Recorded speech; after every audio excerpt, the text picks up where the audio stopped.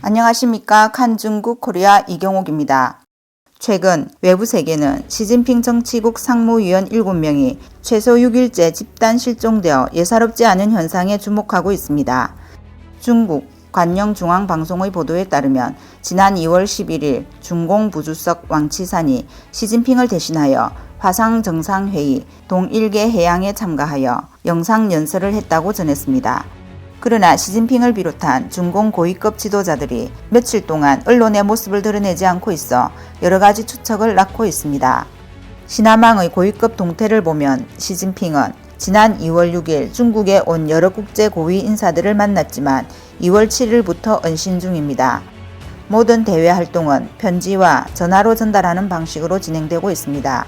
2월 12일 현재 CNTV, 신화통신 등 당 언론은 시진핑의 등장을 최소 5일째 보도하지 않았으며 다른 여러 정치국 상무위원들은 공개 활동을 더욱 하지 않고 있습니다. 이 상황은 이례적인 정치적 신호로 시진핑의 행방은 세간의 이목을 집중시켰습니다. 최근 시진핑은 반시진핑 세력의 새로운 포위망의 공격을 받고 있습니다. 차만단의 객관평가 시진핑 문장은 이례적인 매서운 표현으로 시진핑을 비난했습니다. 반면 다른 객관평가 보시라이 문장은 중공정치국 위원 보시라이를 강력하게 치켜세웠습니다.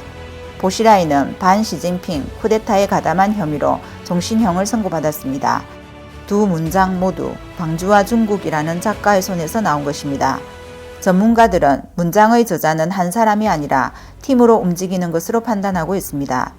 중공당 역사 전문가이며 만년 정원라이의 저자 가오웬체는 이것이 반시진핑 세력이 시진핑의 20대 연임을 막으려고 발포한 중대한 폭탄이라고 말했습니다. 저자는 중공체제파로서 짱점인 보시라이를 추켜세워 반시진핑은 반공이 아니다는 것을 부각시켰습니다. 정치평론가 황헌은 지난 11일 뉴스 대가담화에서 이것은 이미 단순한 반시진핑 세력의 시험 수준의 문장이 아니라 한편의 경문이라며 20대 이전에 외부에서 중공 내부의 치열한 쟁탈전을 볼 수 있을 것으로 분석했습니다. 중공 상무위원 7명의 집단 은신 상태가 전염병 때문인지 아니면 고위 내부 투쟁과 관련이 있는지는 좀 더 지켜봐야 할 것 같습니다. 다음 뉴스입니다. 한국은 3월 9일 제20대 대통령 선거가 치러질 예정입니다. 최대 야당 국민의힘당의 윤석열 후보는 대부분의 여론조사에서 여당 이재명 후보를 약간 앞서고 있지만 선거는 여전히 교착 상태입니다. 여론조사에서 3위를 차지한 야당 국민의당의 대통령 후보 안철수가 13일 윤석열 후보에게 여론조사를 통한 단일 후보를 제안하자 윤석열의 당선 확률이 갑자기 높아졌습니다. 연합뉴스는 안철수가 지난 13일 대선 출마를 공식 등록한 뒤 유튜브 생중계로 열린 특별 기자회견에서 여론조사를 통해 단일 후보를 내세우자고 제안한 것으로 보도했습니다.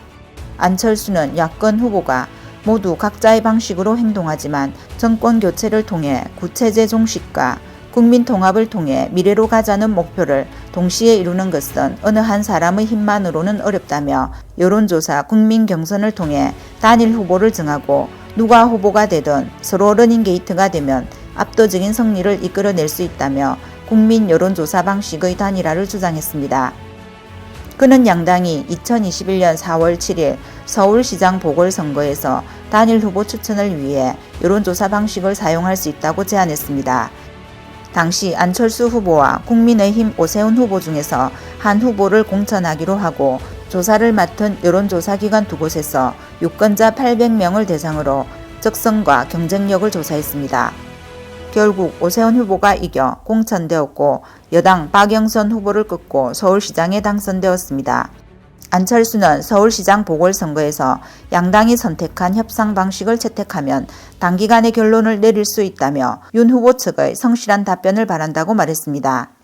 여론조사기관 갤럽이 11일 발표한 여론조사 결과에 따르면 윤석열 후보의 지지율은 37%로 36%의 이재명 후보를 근소하게 앞질렀고 안철수 후보와 정의당 심상정 후보의 지지율은 각각 8%와 3%였습니다. 다음 뉴스입니다. 넥색 데일리는 11일 서방 정상들과 1시간여간의 전화회의에서 우크라이나 국경에 군대를 집결시킨 러시아가 16일 진격할 것이라고 조 바이든 미국 대통령이 말했다고 이 문제에 정통한 소식통을 인용 보도했습니다. 미국 정치 전문 매체 폴리티코도 여러 미 관리들로부터 러시아가 이르면 16일 우크라이나에 대한 물리적 공격을 개시할 것으로 확인했습니다. 워싱턴은 동맹국들에게 처음에는 미사일과 사이버 공격으로 서막을 열 수 있다고 말했습니다. 서방 국가들은 잇따라 외교 관련 인사를 긴급 철수시키고 국민에게 우크라이나를 즉시 떠날 것을 촉구했습니다. 우크라이나 수도 키예프에 있는 미국 대사관 직원 대부분이 출국 명령을 받았습니다.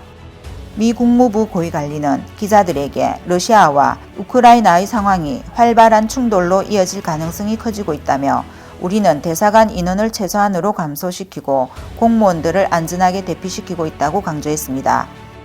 백악관은 침공이 언제든지 발생할 수 있으며 공중폭격으로 시작할 수 있다고 경고했습니다. 러시아는 이러한 주장을 도발적인 추측이라고 일축했습니다.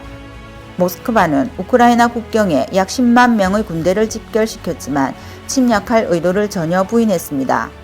크렘린궁은 러시아의 목표는 나토가 우크라이나의 나토 가입을 절대 허용하지 않도록 하는 동시에 동유럽에서 동맹국들이 철수하여 실질적으로 유럽을 냉전 시대로 되돌리는 것이라고 말했습니다. 미국과 유럽 동맹국들은 러시아의 요구를 거부하면서 나토가 러시아에 위협이 되지 않는다고 주장했습니다.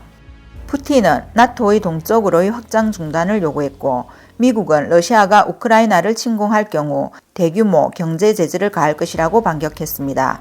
긴장 정세에 엎친 데 덮친 격으로 사태를 더욱 악화시키는 것은 11일 러시아군과 동맹국인 벨라루스가 키예프 북쪽과 유럽연안 국경 밖에서 대규모 군사훈련을 실시한 것입니다. 노르웨이 군사정보국장에 따르면 러시아는 이미 대규모의 우크라이나 침공 준비를 갖추었으며 크렘린의 명령만 있으면 된다고 전했습니다. 현재 우크라이나 러시아 전쟁이 발발 직전입니다. 대만 자유시보는 우크라이나의 블라디슬라프 헤라스케비치 선수가 11일 베이징 동계올림픽에서 우크라이나 전쟁 반대라고 쓴 작은 포스터를 펼쳐 보이며 항의했다고 보도했습니다. 우크라이나의 남자 스켈레톤 대표 선수 헤라스케비치는 취재진에게 나는 평범한 사람들처럼 전쟁을 원하지 않으며 우리나라가 평화롭기를 원한다고 말했습니다. 오늘 소식은 여기까지입니다.